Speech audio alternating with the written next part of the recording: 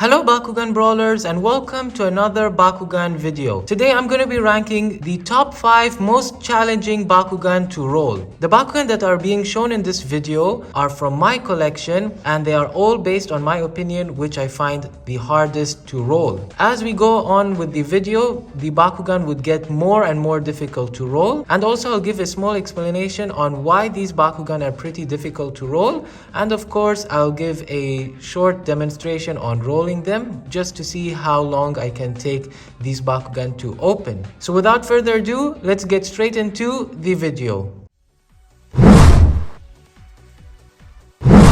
First up, we have Butagil. So why am I placing Butagil on the 5th place of the hardest or most challenging Bakugan to roll? Well, Butagil is mainly a bottom heavy Bakugan. As you guys can see, the two metal sole parts, which can be changed to plastic if you would like to. However, the thing that makes it a bit more challenging to roll is that it has a huge metallic tail, which is not a convert part. So it's always going to be leaning in the direction where the tail is. So it does make it a bit challenging to roll, especially if you guys are not trained to curve roll or pinch roll your Bakugan. If you're rolling it straight, it is pretty difficult as it is going to sway on one side, which does make Butagil pretty difficult to roll. Alright guys, and now we're going to start rolling Butagil first. As you guys can see, I'm in a different location. I usually record on top of a carpet, but this time I'm on a floor, so the surface is pretty hard, which does make it a bit more easier to roll. So first up, let's see Butagil.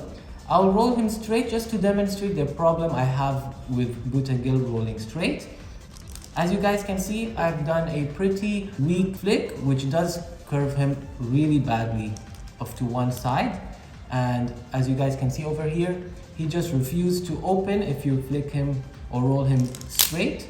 There you go, he opens. You just need to give a bit more power to roll him. However, as a beginner to Bakugan or someone who just owned a Butagil, it does become pretty challenging to learn. However, Butagil is meant to be a curved roll, so that makes him much more easier to roll just like that. And of course, I forgot to mention that I'm rolling all of these Bakugan at a minimum distance of 2 gate card, as that is the minimum distance required to roll your Bakugan when playing the game.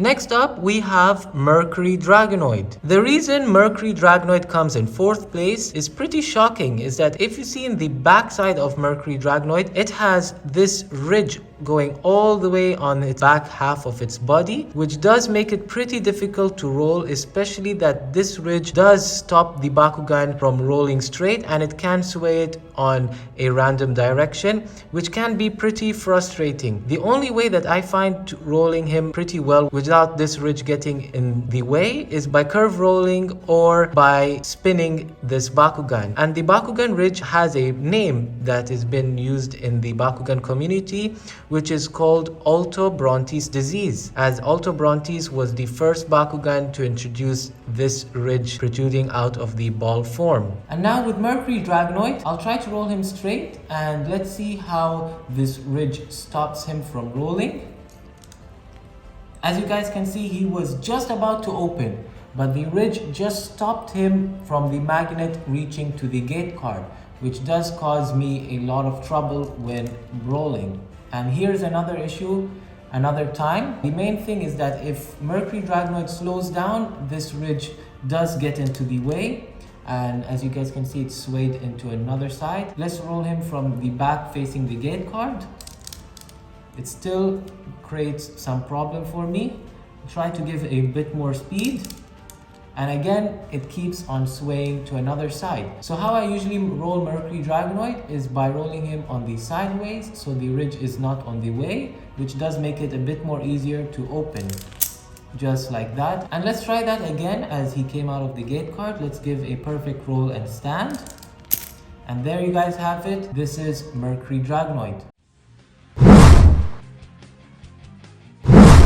In the third place, we have Dartak. Well, this is pretty self-explanatory why Dartak is pretty challenging to roll, as it is not a spherical Bakugan, although it is considered a regular Bakugan, not a trap. However, sometimes it does sway left or right, making it pretty difficult to roll, especially that the back part of Dartak, or the main body part of Dartak, is pretty heavy compared to the front part, which does make him sway a certain direction. So this does make it pretty difficult, especially for beginners. I would not recommend for a beginner to use Dartak, although once you get a hang of it, it is gonna be pretty easy, but it does require practice. And now on the third place with Dartak, this Bakugan does get pretty easy with practice, but for a beginner it does get pretty difficult, as they won't have a right way to roll Dartak. But the main way to roll, and it's meant to be rolled, is obviously on the side, so it can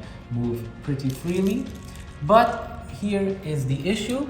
As one side of Dartak is more heavier than the other side.